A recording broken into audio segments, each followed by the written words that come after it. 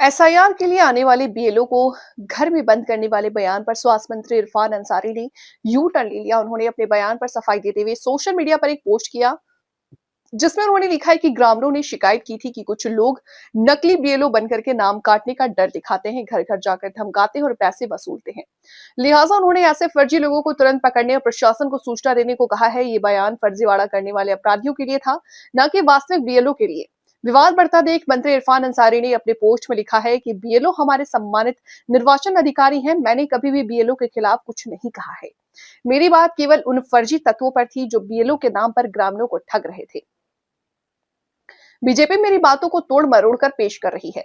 मंत्री इरफान ने लिखा कि भाजपा को इरफान फोबिया हो गया है। यदि बीजेपी के पास मुद्दे नहीं है तो मुझसे मांग ले, मैं खुद दे दूंगा। मेरी चेतावनी जनता की सुरक्षा, चुनाव की निष्पक्षता, प्रशासन की मजबूती के लिए थी, लेकिन बीजेपी अपनी बौखलाहट में इसे भी राजनीति रंग दे रही है। इधर बीजेपी से मीडिया प्रभारी शिव पूजन पाठक ने कहा कि ये लोग घुसपैठियों के वोट से जीतने वाले लोग हैं। एसआईआर के जरिए ऐसे लोगों के नाम हटेंगे जिसकी वजह से ऐसे बयान दिए जा रहे हैं। यदि ऐसे असंवैधानिक बयान के बावजूद मंत्री इरफान अंसारी के खिलाफ कार्रवाई नहीं की जाती है तो इसका यही अर्थ निकलेगा कि मंत्री को मुख्यमंत्री का समर्थन हासिल है। इस अनुशासनहीनता पर कठोर कार्रवाई होनी चाहिए। कांग्रेस का इस बयान पर मंत्री इरफान अंसारी का बचाव किया। मीडिया प्रभारी राकेश सिन्हा ने कहा कि एसआईआर को लेकर लोगों में आक्रोश है क्योंकि चुनाव आयोग एसआईआर के माध्यम से लोकतंत्र की हत्या कर रहा है। इससे साफ है कि उसी आक्रोश के तहत मंत्री जी ने ऐसा बयान दे दिया होगा, लेकिन उनके बयान के मकसद को समझना चाहिए। उन्होंने इस वजह से ऐसी बात कही ताकि देश का संविधान और लोकतंत्र बचा रहे। झारखंड सरकार में मंत्री इरफान ने स्पष्ट कर दिया है कि उन्होंने बीएलओ के खिलाफ ऐसी कोई बात नहीं कही है। हालांकि जामताड़ा में एक कार्यक्रम के दौरान उन्होंने साफ साफ कहा था कि बीएलओ आए तो उसे घर में बंद कर दें। उन्होंने ये भी कहा था कि एसआईआर के नाम पर वोटर लिस्ट से नाम काटे जा रहे हैं, आधार कार्ड से नाम काटे जा रहे हैं। आधार से नाम कटने पर बैंक अकाउंट भी बंद हो जाएगा। बिहार में 65 लाख वोटर के नाम काट दिए गए। इसकी वजह से 80 विधानसभा क्षेत्र का चुनाव प्रभावित हुआ। उन्होंने आगे कहा कि उसकी वजह से 22 लाख लोगों का नाम जोड़ा गया है जो बीजेपी को पसंद करते हैं। ठीक ऐसे ही पश्चिम बंगाल में होने जा रहा। पश्चिम बंगाल के बाद असम में करेंगे, फिर झारखंड में करेंगे। इस दौरान मंत्री इरफान अंसारी ने कहा कि एकदम अगर कोई आपका नाम काटने और पूछने के लिए आए तो ऐसे पदाधिकारी को गेट में बंद कर दीजिएगा, ताला मार दीजिएगा, मैं आकर खोलूंगा। किसी कीमत पर अपना नाम नहीं काटने दीजिएगा। फिर नाम काट देगा और बोल देगा कि आप घुसपैठियां हैं। लेकिन जब विवाद बढ़ा तो मंत्री इरफान अंसारी ने बयान पर सफाई दी है। उन्होंने कहा है कि मेरे बयान को तोड़ मरोड़ कर पेश किया गया है। उन्होंने बीएलओ के बारे में कोई गलत बात नहीं कही है। उन्होंने तो सिर्फ फर्जी बीएलओ के बारे में बात कही। सच बता रहा हूं कि ये जो है भारतीय जनता पार्टी वो जबरन एसआईआर लागू करना चाह रही है। गुजरात में एसआईआर लागू नहीं होगा, राजस्थान में एसआईआर लागू नहीं करेगा। ये लोग एसआईआर लागू वहां करेगा जहां भाजपा की सरकार नहीं है। आप देखिए बंगाल में आप जबरन करना चाहते हैं, वहां कोई ऐसा कोई दिक्कत नहीं है।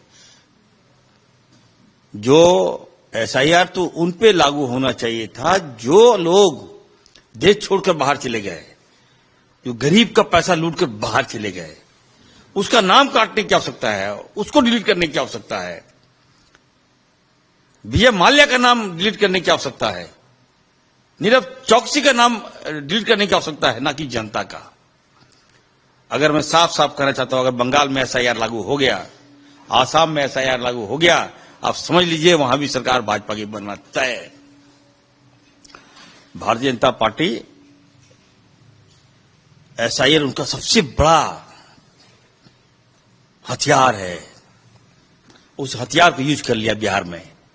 बिहार में भाजपा नहीं जीती है, एसआईआर जीता है।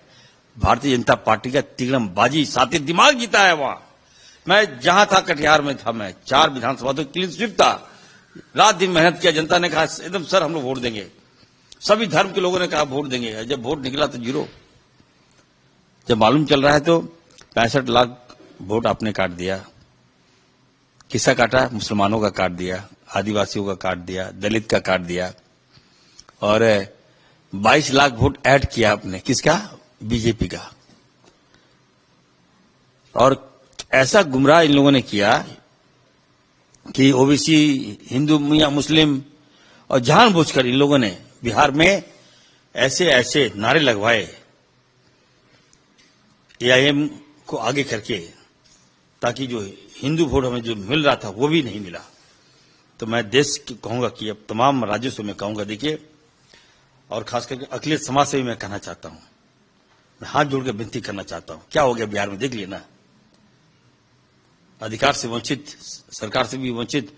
अभी भारतीय जनता पार्टी के पास गृह विभाग चला गया, सोचिए क्या हाल होगा मुसलमानों का वहां। सोशल मीडिया और तिगड़मबाजी सब खत्म हो जाएगा आपका, समझ गए। राहुल जी का मेहनत आप लोग विश्वास नहीं किए। ये एआईएम आ गया, ऐसा ऐसा उल्टा पुल्टा नारा लगा दिया वहां कि नारा हिंदू गोलबंद हो गया हमारा हिंदू समाज। मुसलमान लोग तो बटा, क्योंकि देखिए वहां आबादी अच्छी है, विधानसभा वार वहां खत्म हो गए आप लोग। मैं तो कहूंगा बीजेपी का देखिएगा अभी इन लोगों का एक्शन। झारखंड में हम गए थे आलाकमान से मिलने के लिए, हमको जवाब दे दिया गया कि संभालिए, यहाँ हम संभालेंगे। यहाँ के मुसलमानों से अपील करूंगा मैं, बहकाओं में मत आइए आप लोग। यहाँ के लोकप्रिय मुख्यमंत्री आदरणीय हेमंत सोरेन जी पे विश्वास कीजिए, इरफान अंसारी पे विश्वास कीजिए आप लोग। हम लोग हैं ना आपको काम करने के लिए। और बंगाल में किसी भी कीमत पर हम लोग एसआईआर लागू नहीं करने देंगे। 14 तारीख को कांग्रेस पार्टी के विशाल रैली दिल्ली में हो रहा है, राहुल जी ने आहूत किया है दिसंबर को। एक एक लोगों से अपील करेंगे। 5 करोड़ लोगों ने एसआईआर के खिलाफ लिखा है, वो आवेदन को हम लोग राष्ट्रपति महोदया को हम लोग सबमिट करेंगे और मांग करेंगे कि एसआईआर मत लागू कीजिए। नहीं, देखिए, मैं तो ये कह रहा हूं कि अगर जबरन आप एसआईआर लागू करेंगे, तो बिहार में जबरन कर दिया गया था, तो हम लोग को तो बहिष्कार कर देना चाहिए था चुनाव का। ऐसे भी हार था, और बहिष्कार कर देते तो ऐसे भी हार होता है। तो हम तो कहेंगे कि जहां जहां एसआईआर जबरन लागू करेगा, तो हम मांग करेंगे राहुल गांधी जी से कि सर हम लोग चुनाव में मत जाइए। दे दिए ना सभी राज क्लीन स्वीप, यही चाहता है ना लोग, दे दिए एक बार, चलो तुम ये लोग राज करो।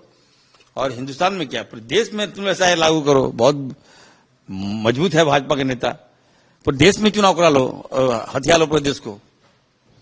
यही आने वाला दिन है। बताइए, जनता का कोई वैल्यू नहीं रहा। पहले तो लगता था ताकत है वोट का, वोट देंगे। अब तो यहां वोट से ही आपको वंचित कर दिया इन लोगों ने। कहां वोट दीजिएगा, किसको बोलिएगा, कहां जाइएगा आप। तो बहुत बड़ा गेम भाजपा ने रचा है, और इसका सीधा मार हमारे आदिवासियों पर, हमारे दलितों पर और हमारे मुसलमान भाइयों पर होने जा रहा है। आपको कहीं का इल्लू नहीं रखेगा। इसलिए समय रहते सचेत हो जाइए और आ जाइए कांग्रेस पार्टी में, आइए राहुल जी की बात को मानिए और एसआईआर का विरोध कीजिए।